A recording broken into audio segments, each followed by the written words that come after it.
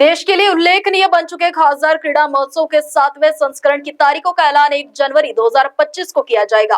केंद्रीय मंत्री नितिन गडकरी के हाथों कविवर्य सुरेश भट्ट सभागृह में क्रीड़ा महोत्सव के तारीखों की घोषणा के साथ साथ क्रीड़ा संगठनों को झंडे वितरण किए जाएंगे। इस कार्यक्रम में प्रमुख अतिथि राज्य के राजस्व मंत्री चंद्रशेखर बावनकुले और विशेष अतिथि के रूप में भारतीय पैरा ओलंपिक कमेटी के अध्यक्ष पद्मश्री देवेंद्र झांझरिया मौजूद रहेंगे। यह जानकारी नागपुर के पूर्व महापौर और खासदार क्रीड़ा महोत्सव के संयोजक संदीप जोशी ने पत्रकार परिषद के दौरान दी। इस क्रीड़ा महोत्सव में करीब 500 से अधिक टीमें हिस्सा लेंगी। माननीय केंद्रीय मंत्री नितीनजी गडकरी यांच्या संकल्पनेतून मागील 6 वर्ष खासदार क्रीडा महोत्सव नियमितपणे नागपुरात होत आहे।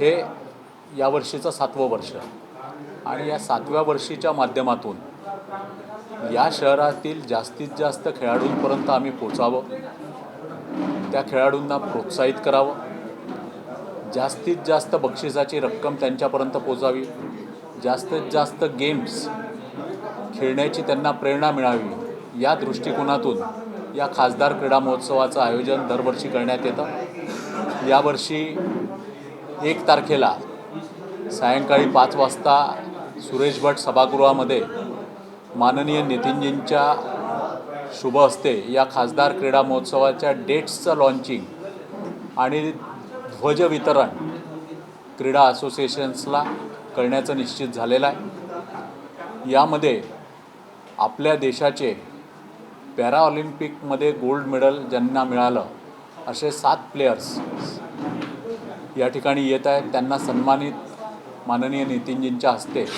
आम्ही करत आहोत।